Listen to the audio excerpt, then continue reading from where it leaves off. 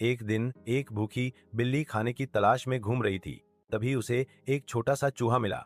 बिल्ली ने जैसे ही उसे पकड़ने के लिए छलांग लगाई, चूहा फुर्ती से पास के एक छोटे से बिल में घुस गया। उसकी तेज निगाहें इधर उधर घूमती हैं, जो झाड़ियों में शिकार के किसी भी संकेत की तलाश में हैं। अचानक उसकी दृष्टि में एक छोटा सा चूहा प्रकट होता है, जो उसकी शिकारी प्रवृत्ति को भगाता है। एक शिकारी के ध्यान से बिल्ली अपने अनजान लक्ष्य की ओर धीरे धीरे रेंगना शुरू कर देती है। जैसे ही यह करीब आता है, इसका शरीर जमीन से सटा रहता है।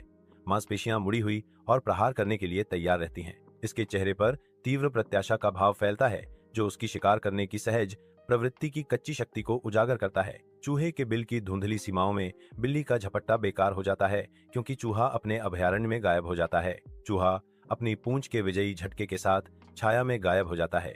धैर्यवान और शांत बिल्ली छेद के बाहर निगरानी करती है। हवा में पीछा करने का एक मौन वादा लटका हुआ है। अपने आश्रय की गहराई से चूहा अपने पीछा करने वाले को चिढ़ाता है।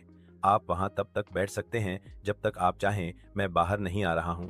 जंगल के हृदय में बिल्ली की आंखों में एक चालाक चमक जगमगाती है, क्योंकि एक शरारती विचार जीवन में आता है। बिल्ली थोड़ी दूर चली जाती है, रुकती है और फिर कुत्ते की भौंकने की कोशिश करती है। उसकी आवाज जंगल में गूंजती है। एक छिपे हुए बिल के अंदर से चूहा सावधानी से जवाब देता है, मुझे पता है कि यह एक बिल्ली है या कुत्ता, मैं अब बाहर नहीं आ रहा हूँ। बिल्ली हैरान होकर जवाब देती है, तुम्हें कैसे पता चला कि यह मेरी चाल थी? चूहा नए आत्मविश्वास के साथ कहता है, क्योंकि मेरी माँ ने मुझसे कहा था, जब तक तुम खुद न देख लो बाहर मत आना। और आजकल बिल्लियों ने भी कुत्तों की भाषा सीख ली है।